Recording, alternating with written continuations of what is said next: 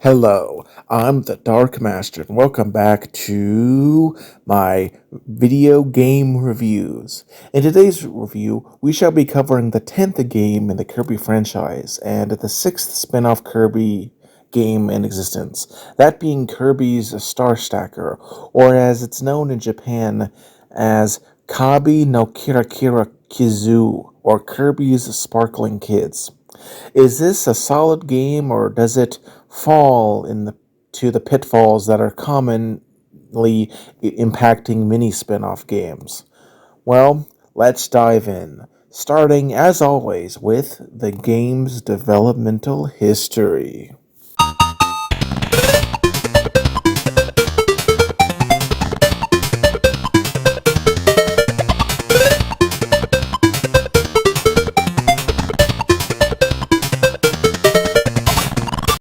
Alright, so actually very little has sadly been recorded of this game's development, though it seems like it went relatively smoothly, being headed by Hitoshi Yamagami, with Hirokazu Ando and Junichi Kawa as composers, and they did a relatively fine job.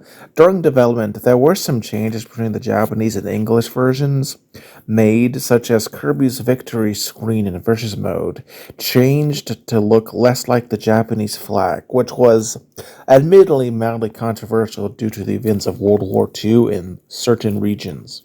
In the end, regardless of any issues, it would be released for Gameboy in Japan on January 25th, 1997, then in North America in April 17th, 1997, and finally in Europe and Australia on October 20th, 1997. It was the last Kirby game to be made for the Game Boy, and from what I can tell, it did break even, but didn't do all that well. Selling less than 1 million copies, so the exact number I couldn't really find, but if someone knows, I'll pin a comment in the comment section down below. Now that we've covered the development history, let us go to the game's story, as threadbare as it may be.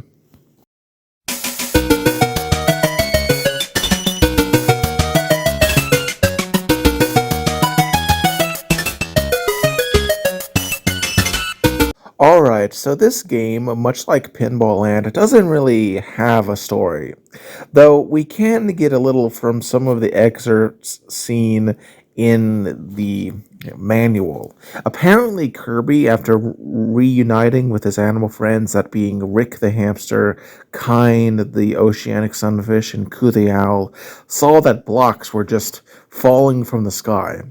In order to stop this, Kirby and his friends unleash puzzle power, and Kirby tries to just, deal with all the blocks and stars with his pals, while Dee tries to interfere. Yeah, as you can see, it's nothing really groundbreaking or even notable. I mean, this is pretty threadbare, even for a Kirby game, so yeah, it's, I guess, fine. It's nothing terrible, but, it's just kind of there. Which is understandable. I mean, this is a Game Boy game. You can't really expect a extremely long, epic story, let alone for a Kirby one. But anyway, now let us go to the arguably most important aspect of any game, at least from a certain point of view, that being the gameplay. How is that?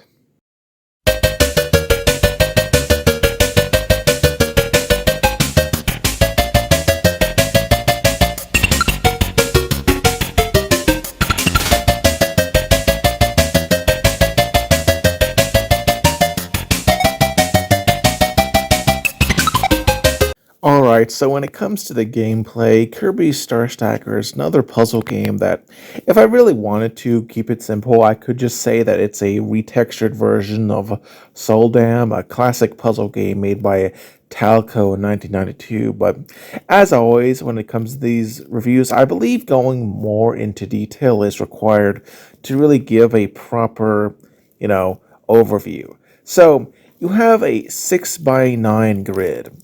Every so often, the exact speed depending on difficulty, a pair of connected blocks will fall down, which can be positioned with the direction arrows and rotated with the A and B button in order to better achieve your goals.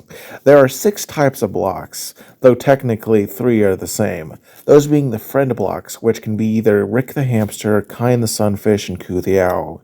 Star blocks, which give star points when gotten rid of. Bomb blocks, which will destroy the row of blocks they are on when they are activated, and hard blocks, which are turned into star blocks when you chain a block near it. Speaking of which, in order to collect stars, you have to line up the friends in such a manner that 2 of the same friend blocks are aligned with either stars in between them, which will then destroy the stars and give star points. It'll give you greater points if you set up chains of multiple groups being destroyed. Each chain, leaves to a group of stars falling from above. And if they hit an area where it's beneficial, they will turn into a star block and create another chain. If it's not beneficial, they'll just sort of disappear. Honestly, it really is fun to play this generalized gameplay. In fact, in many ways, it's more energetic than that seen in some of the previous Kirby spin-off games. Speaking of difficulty, there's normal, which is basically the easy mode, hard, which is actually fairly normal in terms of difficulty, very hard, which is actually somewhat hard, or, the equivalent hard, super hard, and finally insane, which is like when the game is on crack and trying to kill you. As for the modes, there are 4. First is round clear, which is the main game mode of this game, and the objective is to clear each round by getting the required number of stars before you get a game over. Time attack sees the player stacking as many stars as possible within a 3-minute time limit. Versus is a multiplayer mode for 2 players. Player 1 controls Kirby, while the second is in control of a Waddle Dee. And you basically have to outlast the other, and whoever gets a game over first loses. Finally, there is Challenge Mode, which is an endless mode in which the objective is to score as many stars as possible before the middle stack of blocks touches the top of the grid.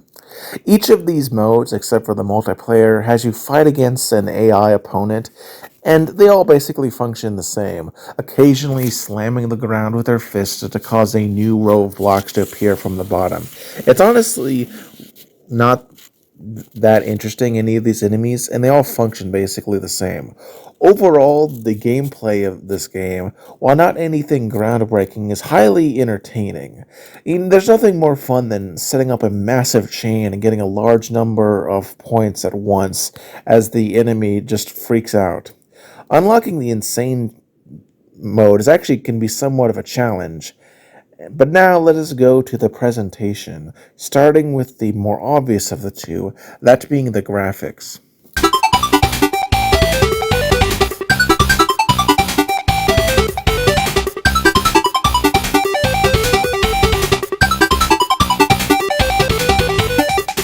Alright, so much like Kirby's other puzzle games, Kirby's Star Stacker does admittedly reuse a lot of sprites, especially in regards to Kirby, the blocks, and Animal Friends.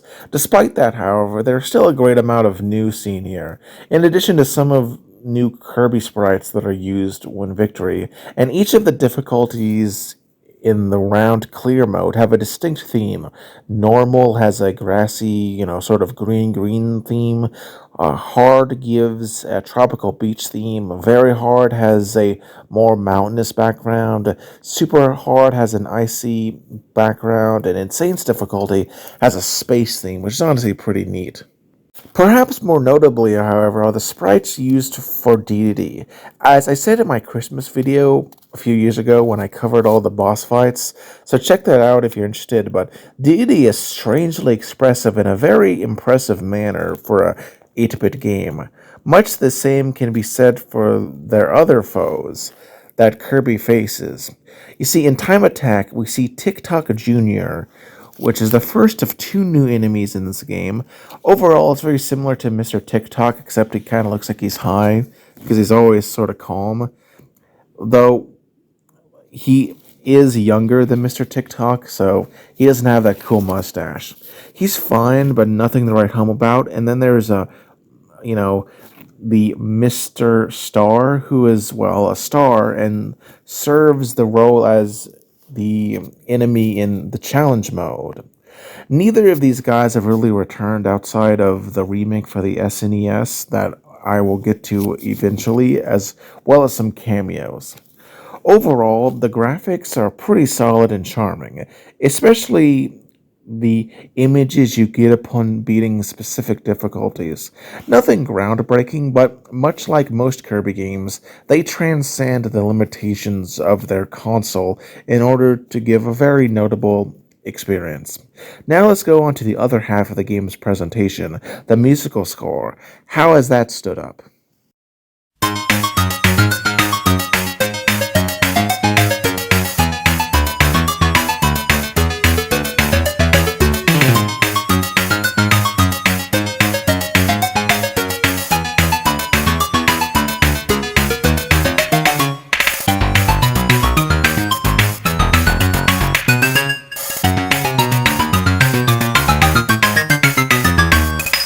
Alright, so the OST of this game being on the Game Boy is admittedly fairly limited, but there are some good tracks.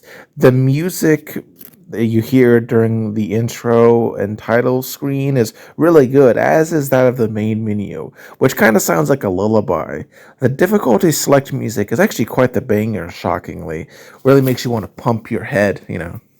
In addition, the music that plays in normal mode, hard, very hard, super hard, and insane are all pretty solid and they really ramp up as you clear more stars. However, I have to admit, not all the music is as good or memorable.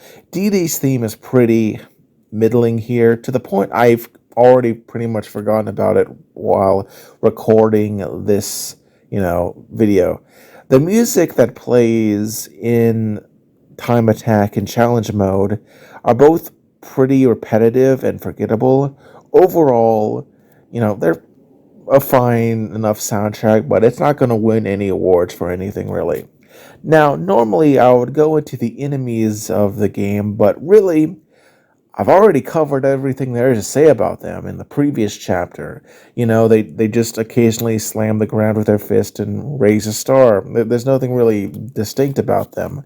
They could all basically be the same enemy. So instead, I think I will go right into talking about the completion requirements and my final thoughts, as I don't feel the need to cover something I've already discussed, the enemies.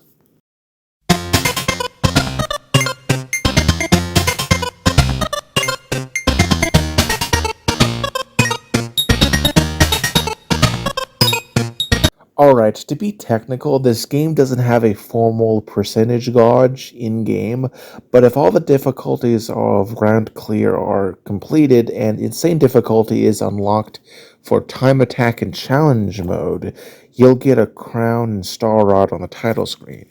In order to do this, you have to unlock Time Attack Insane difficulty by stacking 100 stars or more in one of the lower difficulties.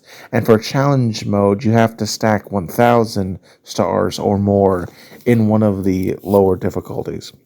Honestly, it's not that hard, but I do think it's worth doing, as it gives you an excuse to go out of your way to finish the game, which, if you're not bothering to do, can be very short if you don't go out of your way to try and get it. Indeed, it can be a pretty short game if you just play it and don't care about 100% completion. Speaking of going into my overall thoughts on the game, it's another Game Boy Kirby spinoff The last one made, in fact, and honestly, a pretty late game for the Game Boy, all things considered. And if I'm being honest, even compared to some of the previous Game Boy games, I have to admit, there's not quite the same level of variety in the gameplay itself. It's still fun and genuinely worth playing, but only perhaps for a short period of time.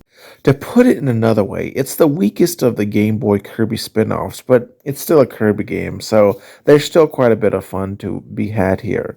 With that being said, there are several ways you can play this game. Obviously, there's the original Game Boy release. Oh, and you can also play it via the Super Game Boy, which was an adapter cartridge released for the SNES in 1994. It adds some, colors to it, but doesn't really do anything else, as well as some, internal sound effects.